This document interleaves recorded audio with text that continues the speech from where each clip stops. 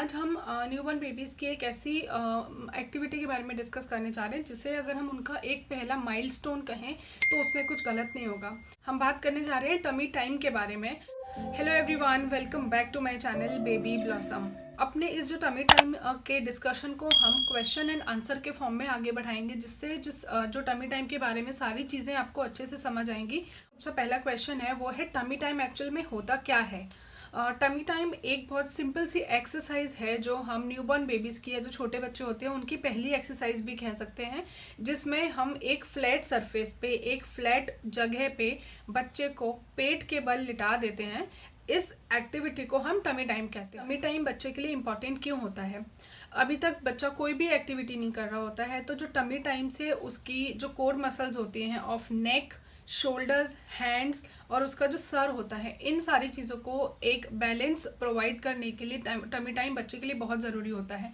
Tummy time जब बच्चा करता है, जब उस पोजीशन में बच्चा लेटा हुआ होता है, तो उसके सर, उसकी गर्दन, उसके शोल्डर्स और उसके हाथ, ये जितनी भी मसल्स होती हैं इनको काफ़ी ज़्यादा स्ट्रेंथ मिलती है, क्योंकि बच्चा अपने हाथों के बल लेटा हुआ होता है।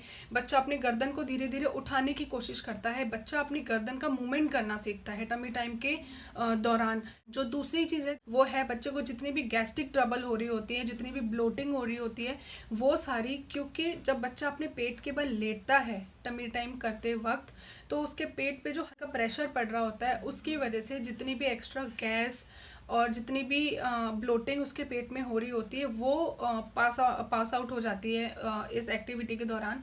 बच्चा जब टमी टाइम करता है तो उसको फ्लैट हेड होने की जो प्रॉब्लम है उससे भी काफ़ी हद तक राहत मिलती है, क्योंकि फ्लैट हेड बच्चे को तब होता है जब बच्चा काफ़ी ज़्यादा देर किसी एक ही पोजीशन में लेटा हुआ होता है और उसके सर के किसी एक ही पार्ट पे सबसे ज़्यादा प्रेशर पड़ता है। लेकिन जब बच्चा टमी टाइम करता है तो वो अपनी बैक को और अपने सर की मसल्स को काफ़ी ज़्यादा रिलैक्स मिलती है उसको, क्योंकि उस टाइम पे वो अपने पेट के बल लेटा हुआ होता है। तो बच्चे को जो फ्लैट हेड सिंड्रोम है उसके ये प्रॉब्लम होने के चांसेस भी काफ़ी हद तक कम हो जाते हैं। जो एक और प्रॉब्लम छोटे बच्चों में देखी गई है वो है मस्कुलर टॉर्टिकोलस, जिसमें क्या होता है बच्चे अपनी गर्दन की किसी एक तरफ की जो मसल्स होती है वो थोड़ी सी टाइट होती हैं और उसकी वजह से बच्चा अपनी गर्दन का मूवमेंट थोड़ा रेस्ट्रिक्टेड रखता है, वो काफ़ी ज़्यादा अपनी गर्दन को मूव नहीं करता है। लेकिन अगर बच्चा टमी टाइम पे होगा तो उसको एक प्रैक्टिस मिलेगी अपनी गर्दन को होल्ड ऑन करने के लिए, अपनी गर्दन को हिलाने के लिए। तो अगर बच्चा कंटिन्यूसली इस चीज़ को करेगा तो उसकी जो मसल है, जो उसको मस्कुलर टॉर्टिकुलस का प्रॉब्लम अगर है, उसमें काफ़ी हेल्प मिलती है उस चीज़ को इम्प्रूव करने में। बच्चा टमी टाइम कब से कर सकता है या फिर किस एज से कर सकता है?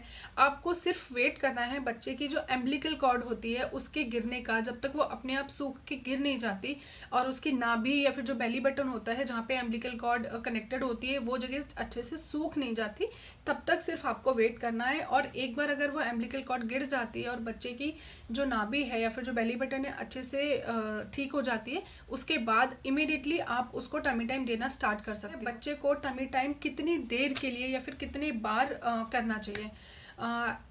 बच्चा अगर छोटा है, जो इनिशियल टाइम होता है बच्चों का, जब से बच्चे टमी टाइम करना स्टार्ट करते हैं, स्टार्टिंग में आप एक एक दो दो मिनट से स्टार्ट कीजिए। बच्चे के ऊपर पूरा पूरा ध्यान रखें, क्योंकि बच्चे बहुत ज़्यादा छोटे होते हैं। सबसे ज़्यादा जो टमी टाइम की जो एक्सरसाइज है या फिर जो एक्टिविटी है वो करते टाइम जो डर होता है वो है, कभी भी बच्चा अगर क्योंकि वो अपनी गर्दन को बहुत ज़्यादा देर के लिए होल्ड नहीं कर सकता या फिर वो ज़्यादा मूवमेंट नहीं कर सकता अपनी गर्दन का, अगर बच्चे ने अपनी नाक दबा ली है इस तरीके से तो उसको ब्रीद करने में थोड़ी सी प्रॉब्लम हो सकती है, उसको सांस लेने में दिक्कत हो सकती है।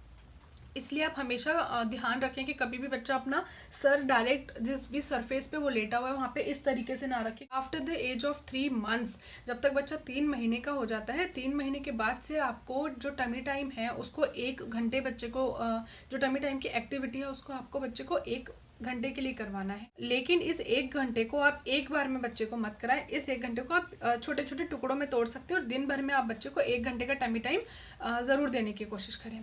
नेक्स्ट है कि बच्चे को टमी टाइम किस एज तक करना चाहिए और when baby should stop doing tummy time. बच्चे जब 7 से 10 महीने की एज तक आ जाते हैं तो वो क्रोल करना स्टार्ट कर देते हैं, वो अपने घुटनों के बल चलना स्टार्ट कर देते हैं। एक बार अगर बच्चा क्रोल करना सीख जाता है, घुटने के बल चलना सीख जाता है, उसके बाद बच्चा शायद टमी पे लेटा ही नहीं रह सकता। उसके बाद उसको टमी टाइम देना थोड़ा सा मुश्किल है, क्योंकि वो बाकी सारी चीज़ों को जाके एक्सप्लोर करना पसंद करेगा। वैसे ही अगर देखा जाए तो बच्चे के लिए it is always beneficial to do tummy time activity. अगली चीज़ है वो है आपको टमी टाइम बच्चे को किस टाइम देना चाहिए। आप दिन में कभी भी बच्चे को टमी टाइम दे सकते हैं, it depends totally on you. लेकिन सिर्फ एक कंडीशन का आपको ध्यान रखना है कि बच्चे को दूध पिलाने के तुरंत बाद आपको टमी टाइम नहीं देना है, क्योंकि बच्चे ने अभी अभी दूध पिया हुआ होता है, उसकी वजह से स्पिट अप के चांसेस बहुत ज़्यादा बढ़ जाते हैं, क्योंकि उसके पेट पे जो प्रेशर पड़ेगा उसकी वजह से बच्चे ने जो दूध पिया हुआ होता है वो बाहर आने के चांसेस होते हैं। आप कभी भी बच्चे को दूध पिलाने के या फिर फीडिंग के बाद आप करीबन आधे घंटे से 40 मिनट का वेट करो। उसके बाद अगर आप एक्टिविटी करा रहे हो बच्चे को टमी टाइम की, then it is okay. But other than that आप दिन में किसी भी टाइम पे कभी भी अकॉर्डिंग टू यू एक सूटेबल टाइम चूज कर सकते हो। मैं बच्चे को इंगेज करने के लिए क्या कर सकते हो, आप उसके साथ काफ़ी ज़्यादा टॉयज़ का यूज़ कर सकते हो। काफ़ी ज़्यादा मूवेबल टॉयज़ आते हैं, अलग अलग तरीके के खिलौनों के साथ आप एक्सपेरिमेंट करो, क्योंकि अगर उसके सामने कोई भी जो टॉय है वो मूव कर रहा है, उसके साथ बच्चा अपनी गर्दन को भी हिलाना सीखेगा, उसके साथ बच्चा अपनी आई कांटेक्ट करने की कोशिश करेगा। आप उसके साथ लगातार बातें करते जाइए, आप उसका नाम बुला सकते हैं, क्योंकि वो इससे आवाज़ भी पहचानना सीखेगा। कभी आप एक साइड बैठ के बच्चे को आवाज़ लगाओ तो वो आपकी तरफ देखने की कोशिश करेगा, फिर आप उसे दूसरी तरफ से बुलाओ तो वो रिकॉग्नाइज करना सीखेगा कि मुझे अभी यहाँ से आवाज़ आ रही थी, अब मुझे यहाँ से आवाज़ आ रही है। तो वो अलग अलग तरीके की साउंड को पहचानना सीखेगा, वो अपने हाथों को यूज़ करना सीखेगा, अपने हाथों से वो खिलौने को पकड़ने की कोशिश करेगा। तो आप अपने बच्चे को time to time tummy time की एक्टिविटी कराते रहें। उसके ऊपर जब भी बच्चा एक्टिविटी कर रहा है पूरी नज़र रखें। और अगर आपको आज का जो टमी टाइम का कॉन्सेप्ट है वो क्लियर हुआ हो तो मेरे इस वीडियो को एक लाइक ज़रूर करना, इस वीडियो को शेयर ज़रूर करें बाकी लोगों के साथ, अपने फैमिली में, फ्रेंड्स में, और जो स्पेशली न्यू मदर्स हैं, तो ताकि उनके पास भी जो छोटी छोटी इन्फॉर्मेशन है ये सारी पहुंच सके।